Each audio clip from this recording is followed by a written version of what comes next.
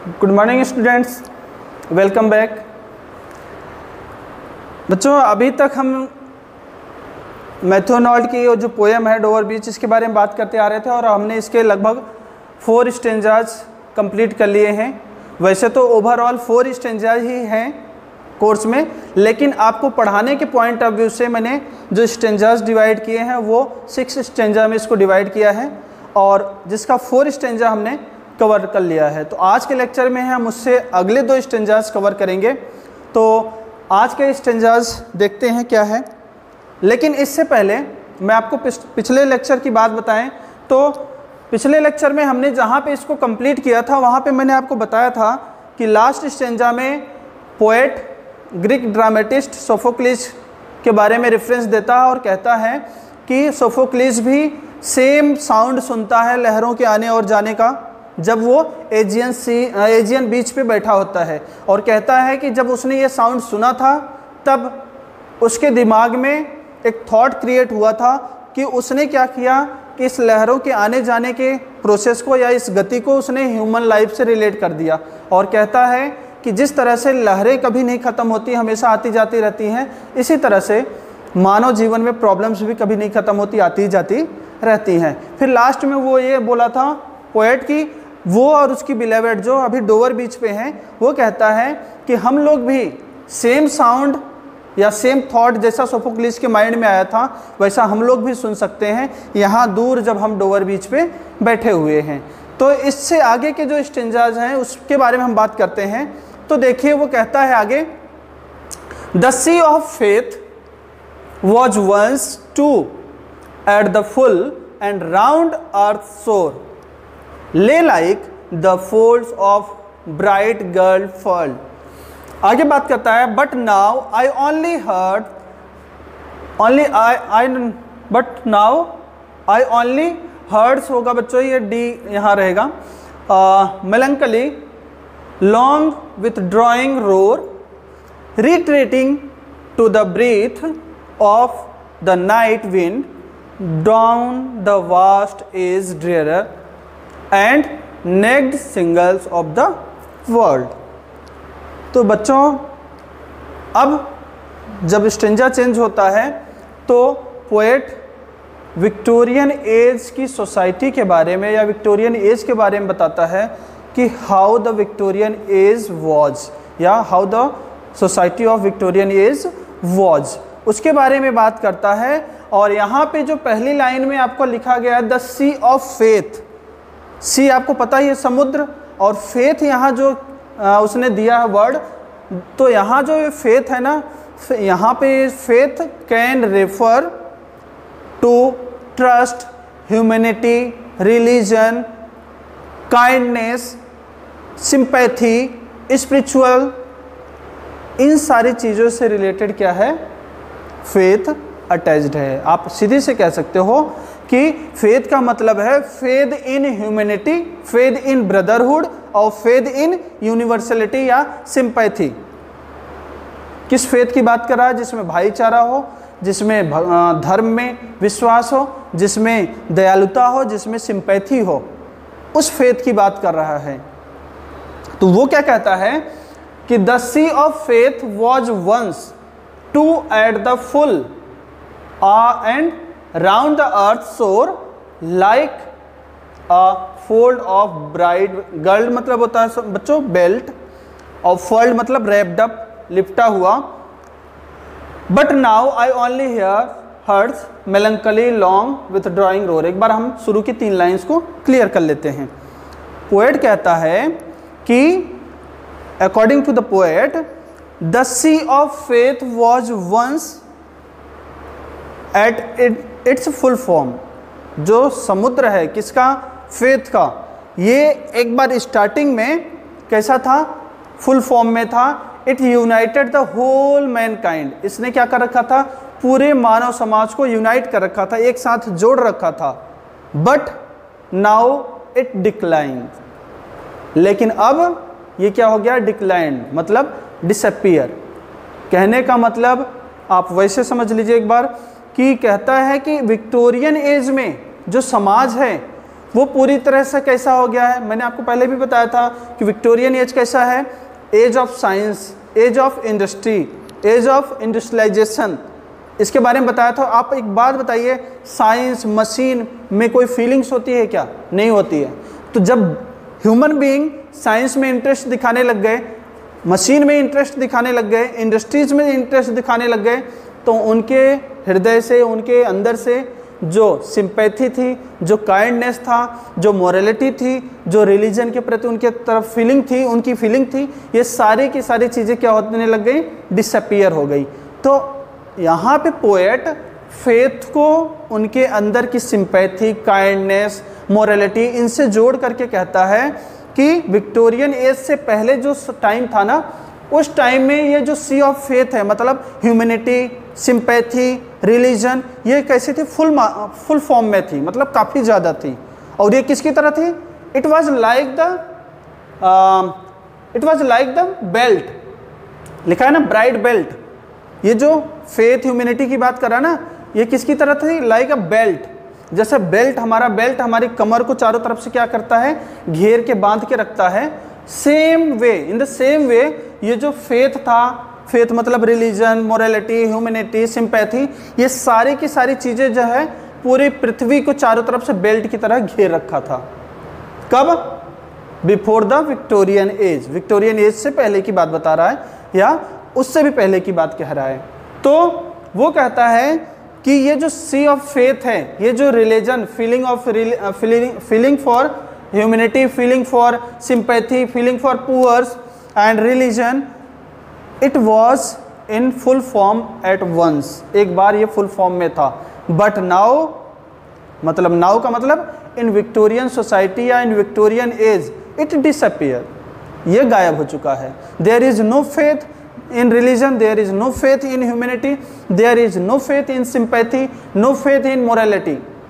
तो वो कहता है ये सारी चीज़ें गायब हो गई हैं जो कि एक बार काफ़ी मात्रा में थी। और किसकी तरह थी? Like a bright belt that wrapped up मतलब लपेट के रखना, किसको? द होल अर्थ, पूरी पृथ्वी को उसने जिसने लपेट रखा था, अब वो क्या हो गई है? गायब हो गई है। अब वो हमें दिखाई नहीं देती है। और प्रेजेंट टाइम की बात करता है, बट नाउ मतलब इन विक्टोरियन टाइम या in present time, the poet hears only hears melancholy long withdrawing roar retreating to the breath of night wind down the vast edge drear and naked single of world. क्या कहता है? But now, लेकिन इस समय, कब? इन Victorian time poet जो है ना, किसी चीज़ को नहीं फील कर रहा है। He only hears the sadness, longing, retreating का मतलब होता है बच्चों returning of waves. Now there is no sympathy, there is no morality, everything was drear मतलब सूखा सा, बिल्कुल निर्जन सा। तो there is no morality, there is no sympathy, everything is drear, desert, रेगिस्तान की तरह है। एंड द होल वर्ल्ड, और जो संसार दिखाई दे रहा है उस टाइम में, किस टाइम में? विक्टोरियन टाइम में, it was like naked single मतलब कि ऐसे कंकड़ पत्थर जो किनारों पर पड़े हैं, उनके तरफ कोई लहरें ही नहीं आती हैं। तो पूरा वर्ल्ड जो है उन कंकड़ पत्थर की तरह दिखाई दे रहा है।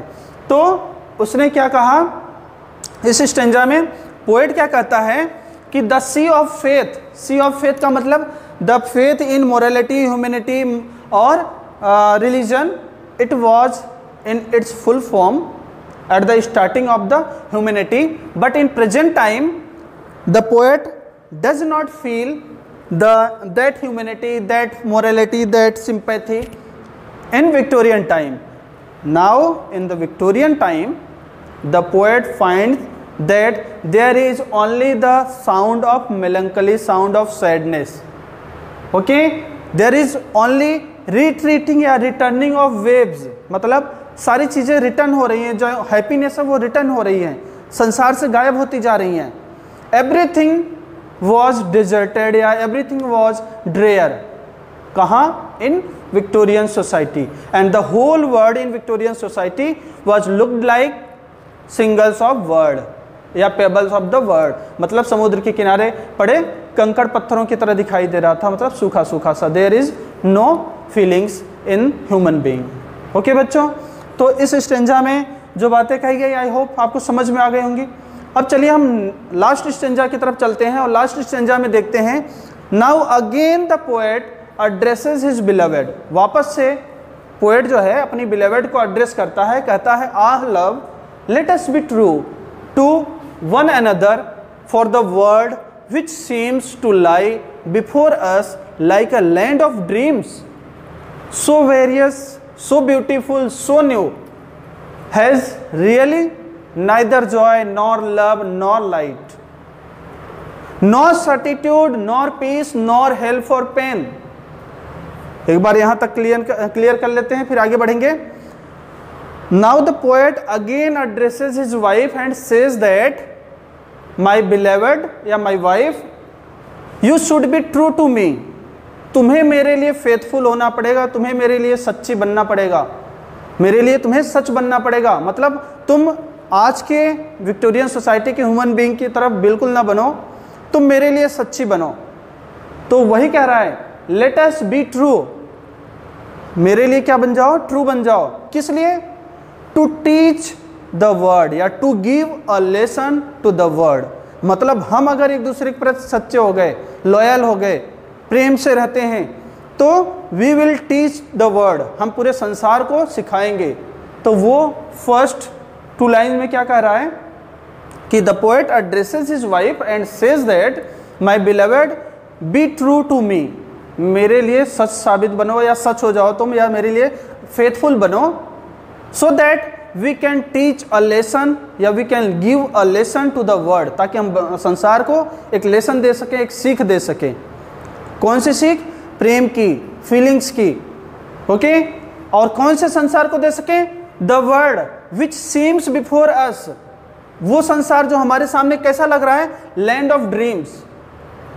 बोला उस संसार को हम एक लेसन दे सकें, एक चीज सिखा सकें। उस संसार को जो हमारे सामने कैसा दिखाई दे रहा है?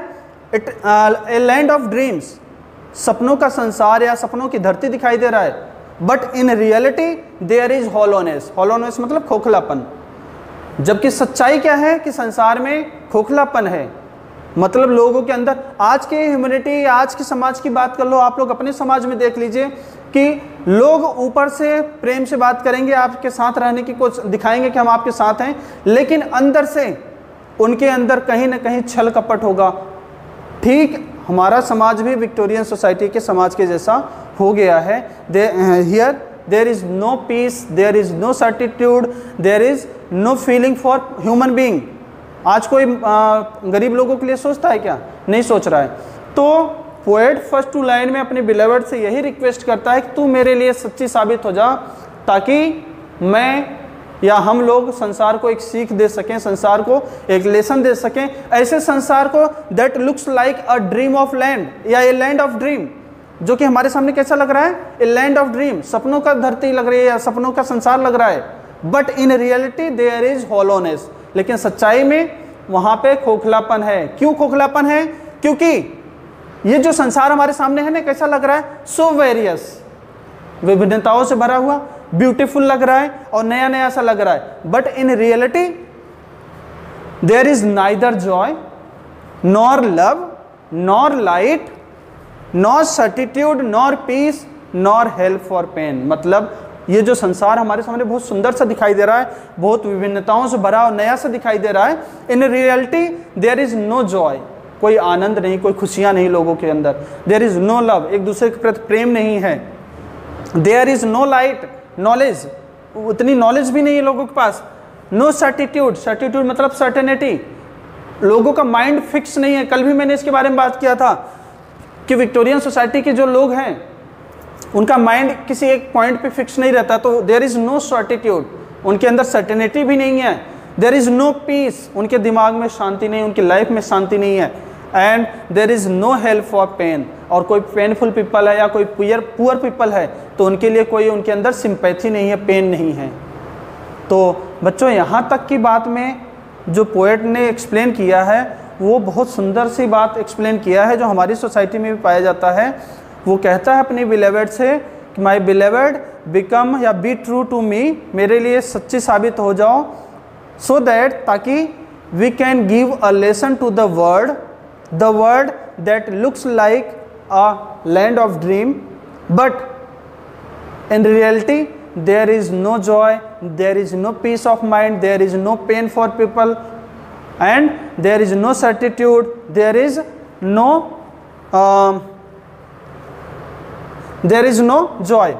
तो ये सारी जो बातें उसने पोएट ने कही है वो अपने बिलेवेड को एड्रेस करते हुए कहा है ताकि वो लोगों को एक लेसन दे सके। आगे वो क्या कहता है, उसी धरती को एड्रेस करते हुए या उसी धरती के बारे में बात करते हुए वो कहता है कि and we are here as on the darkling plain. Darkling मतलब डार्क, अंधेरे वाला, प्लेन मतलब ओपन लैंड, धरती, जो खुला मैदान कहते हो जिसको आप।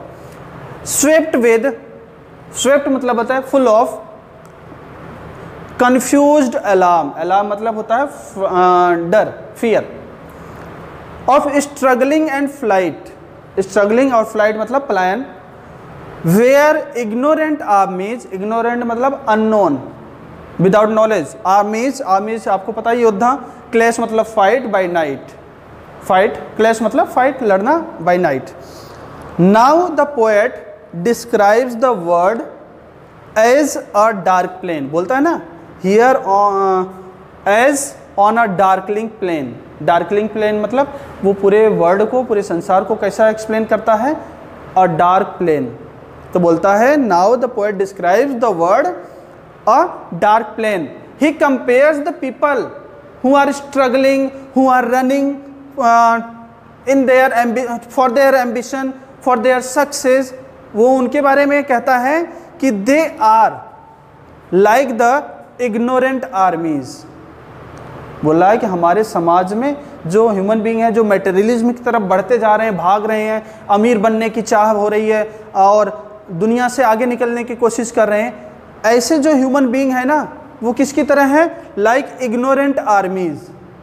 वो इग्नोरेंट आर्मीज की तरह हैं, दैट दे आर फाइटिंग, और वो लड़ रहे हैं इन द नाइट, और कहाँ लड़ रहे हैं, ऑन डार्कलिंग प्लेन या डार्क प्लेन। तो एक इमेजिनेशन मैं आपके सामने प्रेजेंट कर रहा हूँ, एक इमेज प्रेजेंट कर रहा हूँ, आप उस चीज़ को अपने माइंड में सेट कीजिए, आपको अपने आप समझ में आ जाएगा। वो कहता है कि पूरा जो संसार है अंधेरा है, अंधेरे से युक्त है, चारों तरफ अंधेरा ही अंधेरा है, और हम लोगों का जो समाज है, जो हम लोग अमीर बनने की चाह में या सक्सेस होने की चाह में एक दूसरे के साथ होड़ लगाए हुए आगे बढ़ते जा रहे हैं, हम लोग किसकी तरह हैं, सेना की तरह है, आर्मी की तरह हैं। और कैसी आर्मी, जो कि अननोन है, बिना नॉलेज वाली है। और वो लोग क्या कर रहे हैं, रात्रि में एक दूसरे से लड़ाई कर रहे हैं। मतलब ये जो सेना है आज के टाइम की, ये क्या कर रही है, एक दूसरे से लड़ाई कर रही है अंधेरे में। कहाँ, उस डार्क प्लेन पे, उस अंधेरे वाले धरती पे। तो क्या आप ये बता सकते हो कि अंधेरे में लड़ते वक्त आपको ये पता चल जाएगा कि ये हमारी वाली सेना का सैनिक है या ये दूसरे वाली सेना का सैनिक है? पता कर सकते हो क्या कि ये अपना सैनिक है और ये विरोधी पार्टी का सैनिक है? नहीं पता कर सकते ना। आप तो मार काट करते रहोगे, उसमें अपना भी मारा जाएगा और दूसरे का भी मारा जाएगा।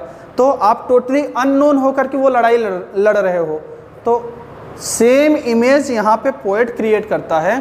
कहता क्या है कि टुडे या in Victorian age he compares the world with the dark plain. उसने डार्क प्लेन से कंपेयर कर दिया किसको? वर्ल्ड को। And the human being who are running for success, who are running for materialism, he compared them.